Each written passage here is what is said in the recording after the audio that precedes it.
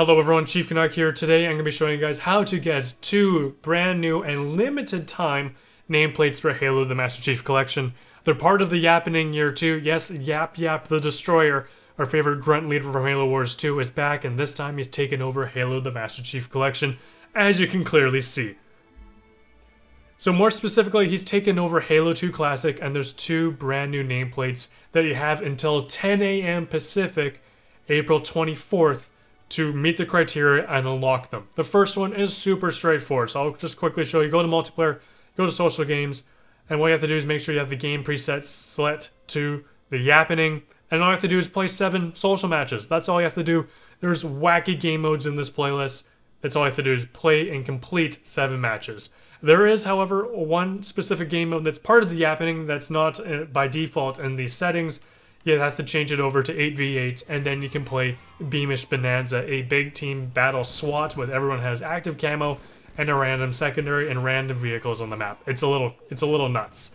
So that's all you have to do. 7 matches, and you get the Yapyap The Destroyer nameplate. The second one takes a little bit more time, and that is Shut Your Yap. And I love the name of it.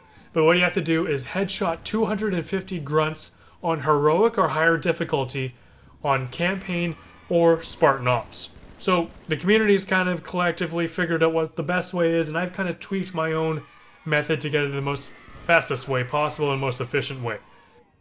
And as going into Spartan Ops, you're going to be selecting Mission 5, and then going over and selecting Episode 4, or Episode 5, Mission 4, whatever you want to call it. But make sure you got the Memento Mori and the Cauldron base selected. Heroic or higher, so selecting Heroic. Throwing on the Grunt birthday party skull so we know when we get headshots, accepting that. And then before I do that, I'm going to go make sure you go over to your customization and go over to loadouts, because Halo 4 has loadouts, and make a loadout. I went for a battle rifle because you can headshot multiple grunts, especially as they go into a single file line. Plasma pistol for the elites, there's going to be a few elites. Frag grenades, I don't think I'll ever throw a grenade, but maybe I do if I panic. Regeneration field, just in case I feel like I'm going to die. Shielding, just to make sure those shields come back faster, and dexterity to reload. Obviously, tinker with this as you will, but battle rifle, DMR, you're pretty much set. So that's it, and then I'm going to hop on in. And obviously, I'm going to be fast-forwarding through some of the gameplay, as this mission is very predictable. There's waves of predictable enemies. You're going to be getting about 75 grunts through this playthrough, and if you do it a similar way to that I do it.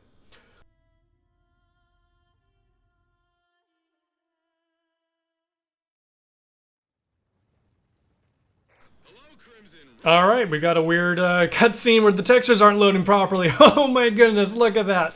That is wacky. This really is your whole life, isn't it? Roland, get off the line. So, lots of quality of life improvements have been added to the Master Chief Collection as well. What you saw there previously was the loading screen information that extends to campaign, multiplayer, everything. You got loading state information, which data center you're connecting to.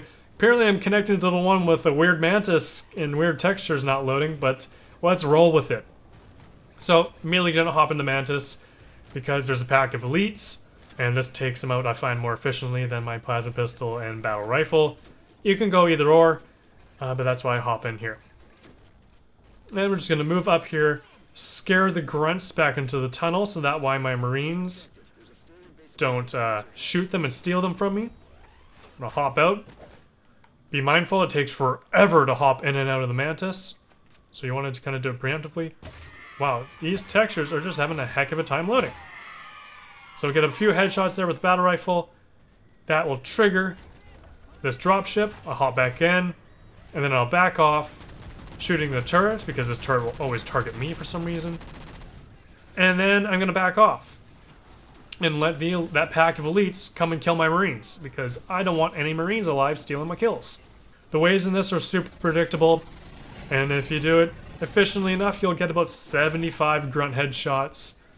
And so run it a few times, and you'll be more than set. Unfortunately, there's no tracker information, which sucks. And there's always 2 elites here, so I'll just plasma pistol them.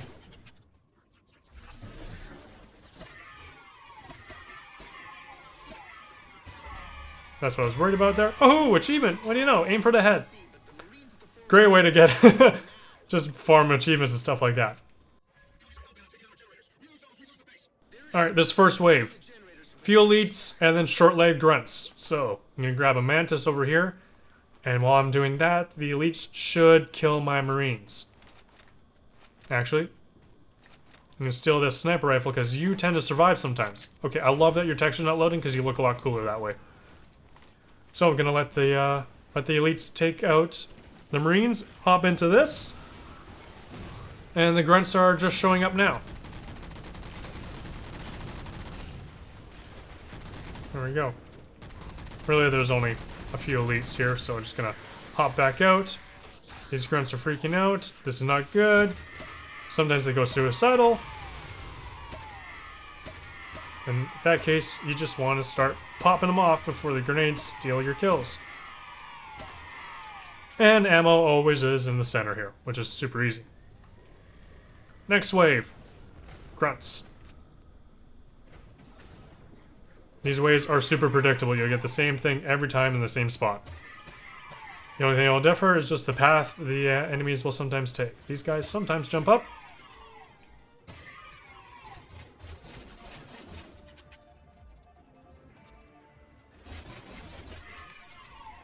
And these enemies just sometimes get so aggro they don't even care that you're right here.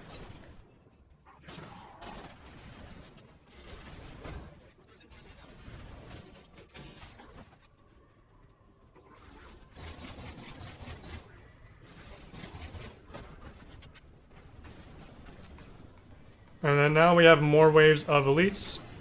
So I'll hop back into a mantis.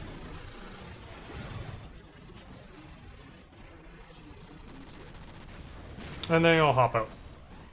Get more ammo. You get these turrets, don't activate them, they'll steal your kills. And you don't really need them. Now it's just a bunch of grunts for a little while.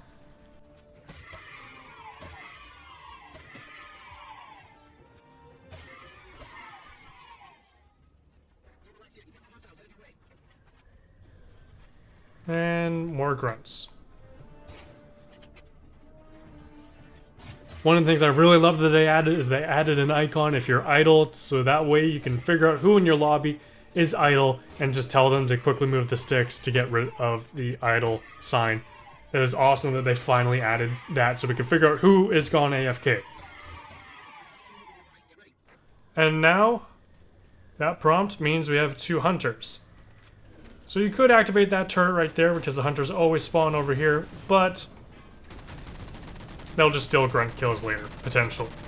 You could be fast enough and steal and prevent them from being stolen, but if you just stand right here with the mantis, these hunters just don't even care.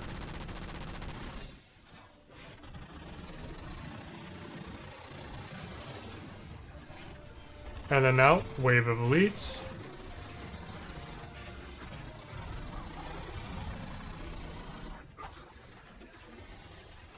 And now grunts. To touch upon briefly, another thing that came out with this update, they upgraded the rate at which network packets are sent by the server in Halo 2, 3, 4, and 2 Anniversary. Basically, more data is going to be sent back and forth between the server and your Xbox and allow for a smoother experience. Now we're going to be moving at 60 packets per second on par with the frame rate. Before in Halo 3, you would get 15 packets per second to the server, and then 30 packets per second to all clients. So now we're at 60 packets per second for both server and clients. And this is where you're gonna mix waves. This is where I like to have a plasma pistol. As we're getting a few elites, and if we do this right, they don't even care that I'm over here. Honestly, don't know what happened there.